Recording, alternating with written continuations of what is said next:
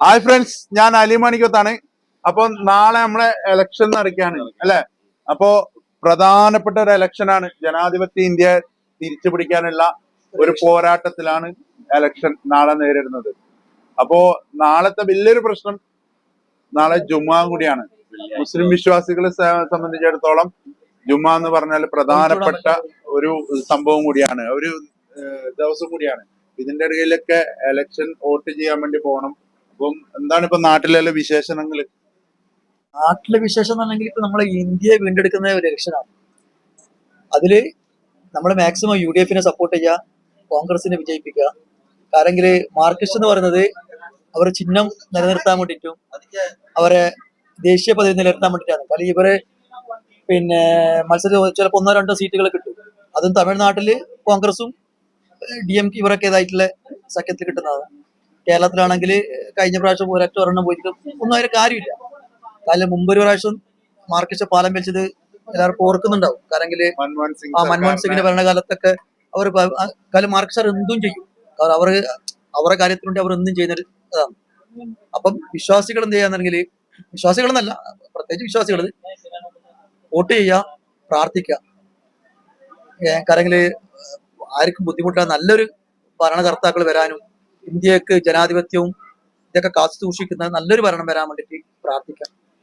അതുപോലെ തന്നെ എല്ലാവരും, കാരണം UDF കാരണം പല ചെറിയ ചെറിയ പാർട്ടികളൊക്കെ UDF സപ്പോർട്ട് ചെയ്ത് പോയാണ്. കാരണം അവർക്ക് വിജയിക്കില്ല എന്നുള്ള ഒരു സാഹചര്യം വരുമ്പം അവര് ഇപ്പം നിലവിൽ അനിവാര്യമായ ഒരു പാർട്ടിയെ നോക്കി, അതായത് കോൺഗ്രസ് UDF പോലുള്ള പാർട്ടികളെ പിന്തുണച്ചുകൊണ്ട് അവര് അതുകൊണ്ടാണ് SDPI അവർ കോൺഗ്രസ് ചോദിക്കാതെയാണ് അവർ പിന്തുണ കൊടുക്കാന്ന് പറഞ്ഞു. കോൺഗ്രസ് വേണ്ടെന്ന് പറഞ്ഞു. പക്ഷെ എന്നിട്ടും SDPI ഞങ്ങൾ തരൂല എന്ന് പറഞ്ഞു.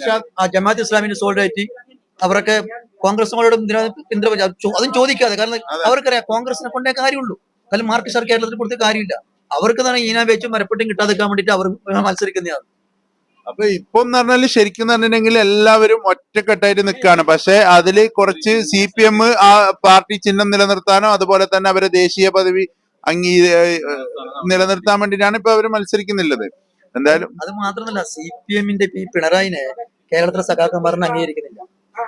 കേരളത്തിന് പുറത്തുനിന്നല്ല, കേരളത്തിലെ ഒരു മണ്ഡലത്തിലും ഈ മുഖ്യമന്ത്രിയായ പിണറായി പര്യടനത്തിന് വരെ പോകാൻ പറ്റിയില്ല. അതുപോലെ കേരളത്തിന് പുറത്ത് വേണ്ട തന്നെ പറഞ്ഞിട്ടുണ്ട്.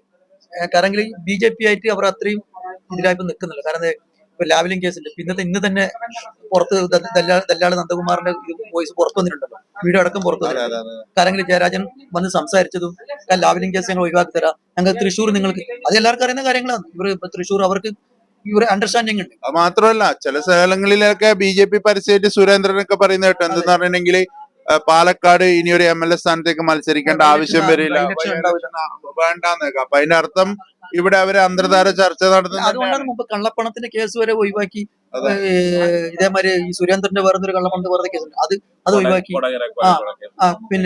അതുപോലെ ഓൾറെഡി നടക്കുന്നുണ്ട്. പിണറായിയുടെ കേസ് അവര് തള്ളും, ഇവരെ BJP-ന്റെ സുരേന്ദ്രന്റെ ഇവരെ കേസ് ഇവരും തള്ളും. അങ്ങനെ തള്ളി അങ്ങോട്ടും ഇങ്ങോട്ടുള്ള ഒരു അഡ്ജസ്റ്റ്മെന്റ് ഓൾറെഡി നടക്കുന്നുണ്ട്. അതുകൊണ്ടല്ലേ ഇപ്പൊ ഉണ്ടല്ലോ ഈ മുഖ്യമന്ത്രിനെ വരെ ഇപ്പൊ പുറത്ത് അറസ്റ്റ് ആക്കിയിട്ട് എന്തുകൊണ്ട് EDO ലാവ്ലിൻ കേസ് തള്ളു.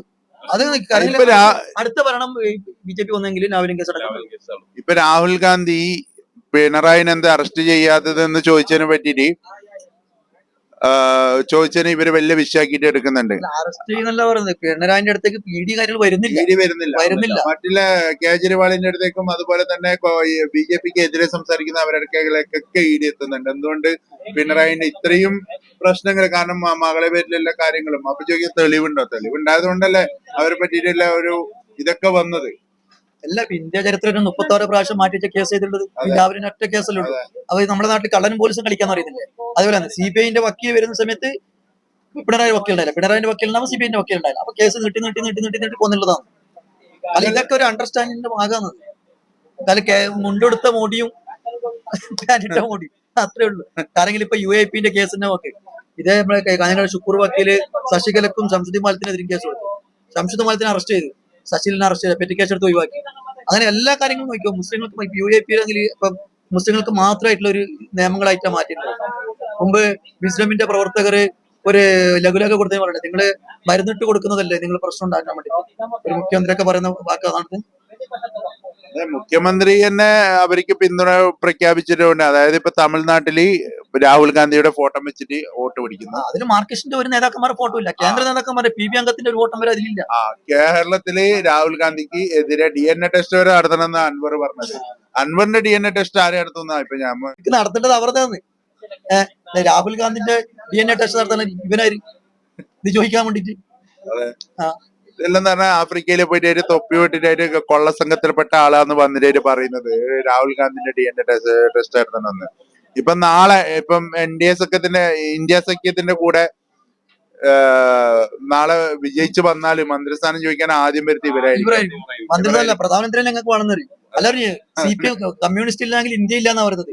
ഇന്ത്യന്റെ സ്വാതന്ത്ര്യം ഇന്ത്യ കിട്ടിയത് ഒരു അംഗീകരിക്കാത്ത ഒരു പാർട്ടിയാണ്. ഇന്നൊരു ഗ്രൂപ്പിലായിട്ട് ചർച്ചയിൽ കിട്ടും എന്താന്ന് പറഞ്ഞിട്ടുണ്ടെങ്കിൽ ഇവരുടെ പിന്നെ പോളിറ്റ് ബ്യൂറോ അംഗങ്ങള് പറഞ്ഞ് പ്രധാനമന്ത്രി സ്ഥാനത്തേക്ക് നമ്മളെ നോമിനേറ്റ് ചെയ്യണ്ട എന്ന് പറഞ്ഞിട്ടുണ്ട്. അതായത് കേരളത്തിൽ മാത്രമില്ല ഒരു പാർട്ടിന്റെ അവരാണ് ഇത് പറഞ്ഞെന്ന് പറയുന്നത്. ശരിക്കൊരു ചിരിക്കാനുള്ള വകുപ്പുള്ള ഒരു സംഭവമാണ്. അതായത് എന്തൊക്കെ പ്രചരണം ഗോവിന്ദൻ മാഷോട് ഒരു അവതാരക ചോദിക്കുന്നുണ്ട്, ഈ ഇലക്ഷൻ നിങ്ങൾക്ക് എത്ര സീറ്റ് വരെ കിട്ടും ഭരണത്തെ നിലയിട്ട്? ഒന്ന് കിട്ടിക്കഴിഞ്ഞാൽ ഭരണത്തെ അത് വിലയിരുത്തുന്നതിനായിട്ടുണ്ട്. അത് ആയി അവർക്ക് എന്നെ വിശ്വാസമില്ല ഇത് കിട്ടുന്നുള്ളത്. അത് മാത്രമല്ല എന്തൊക്കെ പ്രചരണങ്ങൾ നടത്താമോ അതൊക്കെ നടത്താം. ഇപ്പം ഷാഫി പറമ്പിലിനെതിരെ ശശികല ടീച്ചർ അവര് എങ്ങനെയെല്ലാം ആക്രമിക്കാൻ നോക്കിയ. കാരണം അവിടെ CPM മാത്രമല്ല BJPയും CPM ഒന്നിച്ചു കൂടിയിട്ടാണ് ഷാഫി പറമ്പിലിനെ. പക്ഷെ ഷാഫി പറമ്പിനെ ഇവര് എതിർക്കുന്നിടത്തോളം കാര്യം അവർ ഉയർന്നുകൊണ്ടാകും. ഇന്നലത്തെ ജനങ്ങളുടെ ഇത് കണ്ടിട്ടേ അവിടെ ഉച്ചക്ക് 2 മണിക്കുള്ള പെണ്ണുങ്ങളെ ഒരു ഇത് കണ്ടിട്ട് വനിതകൾ മാത്രമുള്ള ഒരു പ്രകടനം കണ്ടിട്ടില്ല. അതാണ് CPM എന്നാണെങ്കിൽ അവർ മുമ്പേ സിനിമയിൽ മറ്റു സംഘാടി പറയാൻ ഏതെങ്കിലും പെണ്ണു കേസിൽ അതിനെ പിടിച്ചു കൊടുത്ത് അവർ നാട്ടിക്കാം. എന്നാൽ ഉമ്മൻചാണ്ടിനെ കണ്ടില്ലേ, എത്ര നല്ലൊരു ഉമ്മൻചാണ്ടിനെ എത്ര അവർ ദ്രോഹിച്ചു. അവര് മെയിൻ പെണ്ണ് വിഷയത്തിൽ തന്നെയാണ് അവര് വീക്കെൻഡ്സ് നോക്കിയിട്ട് ജനങ്ങളുടെ ഇടയിൽ വൈറലാകാൻ പെണ്ണ് വിഷയം പറയാ. അത് പറഞ്ഞു തകർക്കാൻ വേണ്ടി ഇപ്പം ടീച്ചറിനെ കൊറോണ സമയത്ത് നല്ല പ്രവർത്തനം നടത്തിയിട്ടുണ്ട്. നമ്മളെല്ലാം ബഹുമാനിച്ചതാണ്. പക്ഷെ ആ ടീച്ചറുടെ ഭാഗത്ത് നിന്ന് വരെ ഇങ്ങനെ ഒരു കള്ളപ്രചരണം അത് വീഡിയോ അടക്കമുണ്ട്. എന്നിട്ട് പിന്നീട് മാറ്റി പറയുന്നത് ഞാൻ വീഡിയോ എന്ന് പറഞ്ഞിട്ടില്ല. ഗോവിന്ദൻ പറഞ്ഞിട്ട് വീഡിയോ ഉണ്ടെന്ന് പാർട്ടി സെക്രട്ടറിയാ പറയുന്നത്.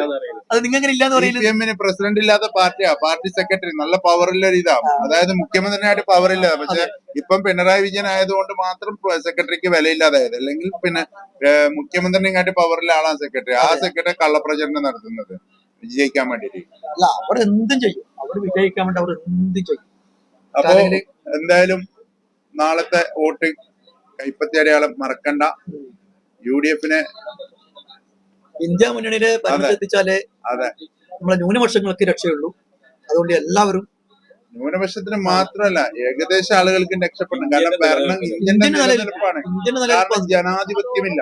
ജനാധിപത്യം എല്ലാവർക്കും കിട്ടേണ്ടതാണ്. അത് എന്ന് പറഞ്ഞാൽ ഇപ്പൊ കോൺഗ്രസ് ഉണ്ടാക്കിയ വെച്ച കാര്യങ്ങളൊക്കെ വിറ്റ് തീർത്തു. ഇപ്പൊ ലാസ്റ്റ് ദൂരദർശന്റെ ലോകോന്റെ കളർ അടക്കം മാറ്റി. ഇനിയിപ്പോ അടുത്ത ഭരണത്തിൽ വന്നോ ഭരണഘടന മാറ്റും. കാവ്യായിട്ട് മാറും. മൊത്തത്തിൽ മാറും. എല്ലാം കാവ്യം. എല്ലാവരുടെയും രക്ഷക്ക് ഇന്ത്യ മുന്നണി വരേണ്ടത് പ്രധാനമന്ത്രി വരെ പച്ചക്ക് വർഗീയം പറയാൻ. അതെ, അതുകൊണ്ട് തന്നെ അപ്പൊ നാളെ പോളിംഗ് ബൂത്തിലേക്ക് ചെല്ലുമ്പോൾ കൈപ്പത്തി അടയാളം മറക്കണ്ട. കാരണം അത് ഇന്ത്യയുടെ ജനാധിപത്യത്തെ സംരക്ഷിക്കാൻ വേണ്ടിയിട്ടാണ്. ശ്രദ്ധിക്കണമെങ്കിൽ നമ്മളെ വോട്ട് നമ്മൾ ഏത് പട്ടണ കൈപ്പത്തി വേണമെങ്കിൽ കൈക്ക് തന്നെ അത് പിന്നെ ലൈറ്റ് വീപ്പ് അടിക്കുന്ന നോക്കണം. VPAT-ല് ആ ചിഹ്നം തെളിഞ്ഞാൽ ആ സ്ലിപ്പ് അതിൽ വീഴുന്നുണ്ടോ എന്ന് കൂടെ നമ്മൾ ശ്രദ്ധിക്കണം. ഒരു 1-2 മിനിറ്റ് പിടിച്ചു നിൽക്കുക. അതേസമയം നമ്മൾ മാറുന്നുണ്ടെങ്കിൽ അപ്പൊ തന്നെ ഓൾറെഡി റിട്ടേൺ ഓഫീസർമാർ വിളിച്ചത് കാണിച്ചു കൊടുത്ത് കംപ്ലൈന്റ് കൊടുക്കേണ്ടി വരും. Okay, by.